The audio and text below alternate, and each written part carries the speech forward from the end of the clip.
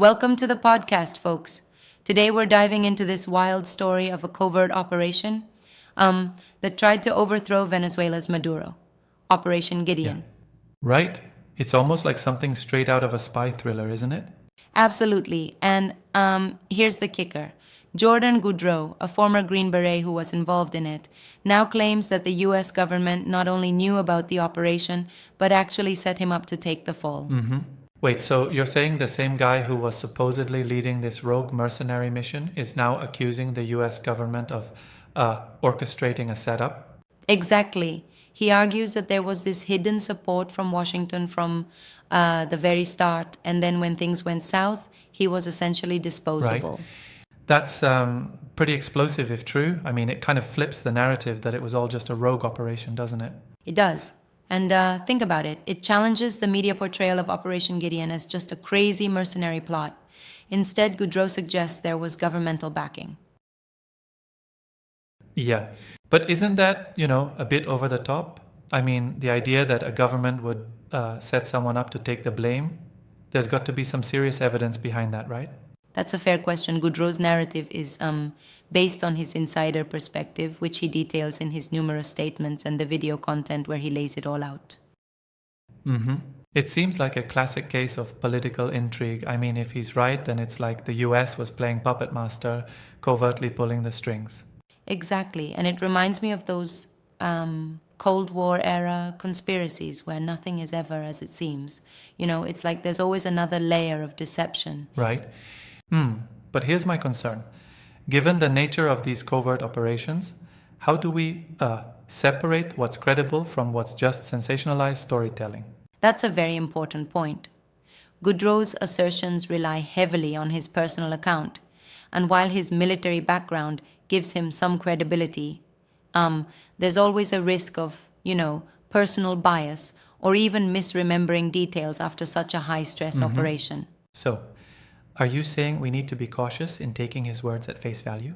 Yeah, absolutely. It's like while his story is riveting, the lack of independent verification leaves us with more questions than answers. And there's the media element too. The video comes from the Kim Iversen show, which has its own style of, challenging conventional narratives.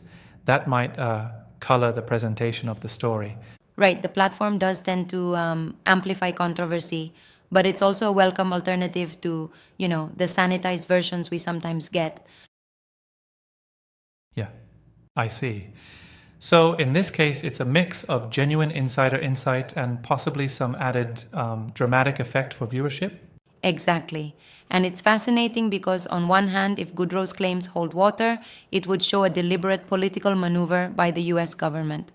On the other hand, if it's exaggerated, it still reflects deep distrust and discontent among some former operatives. Yeah. And that distrust is not just limited to these military or covert operation circles. It's almost symptomatic of a broader skepticism about geopolitical machinations. Would you agree? Absolutely. It's like every time there's a failed covert mission, there's a narrative that suggests government manipulation behind the scenes. It's almost a subgenre at this point. But here's where I have to challenge you a bit. Isn't it too convenient to pin almost all covert operations on some kind of hidden governmental hand? I mean, sometimes operations just, go wrong without a grand conspiracy. That's a valid critique. Not every failure involves a deep-set ulterior motive. However, the specifics of Operation Gideon are murky enough that his account stokes suspicion, especially considering the controversial nature of US involvement in foreign coups. That makes sense. I guess one must consider both possibilities, the genuine, albeit dangerous, twist of events versus the amplification of a narrative for political or personal gain. Exactly. And it's also worth noting the timing. In 2020, with all the global unrest, these kinds of covert actions would certainly benefit from plausible deniability. Yeah. And the fact that this story is resurfacing now with all the digital platforms at play just intensifies the scrutiny, right? Right. Digital media, social networks. It amplifies every controversial claim. Plus, we see that the video has gathered quite a few views, and a solid following for its first-hand narrative, which adds to its impact. Yeah, it's like the modern version of word of mouth spread, but magnified 1,000 times. Exactly, and it also forces us to question the role of the government in these covert actions.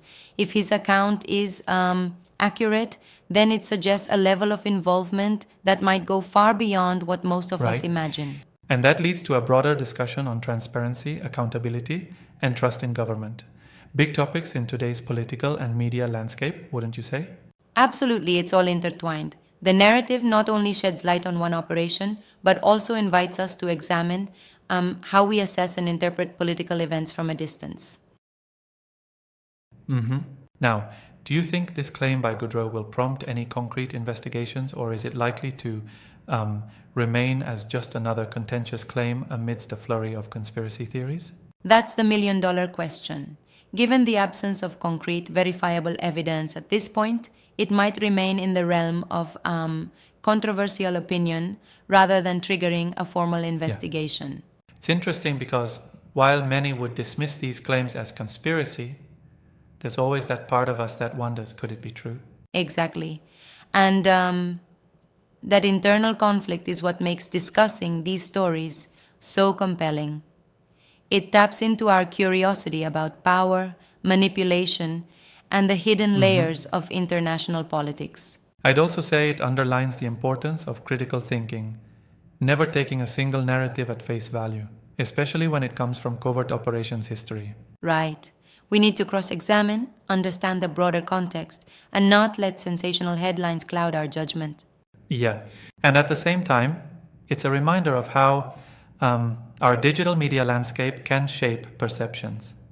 The platforms amplify certain voices, and that alone can steer public opinion in unexpected directions. Exactly. In the end, whether or not we accept Goodrow's claims, the discussion pushes us to think about the intricate dance between state power, covert operations, and media narratives. And that, folks, keeps us questioning, debating, and staying engaged in the larger discourse about global politics and government transparency.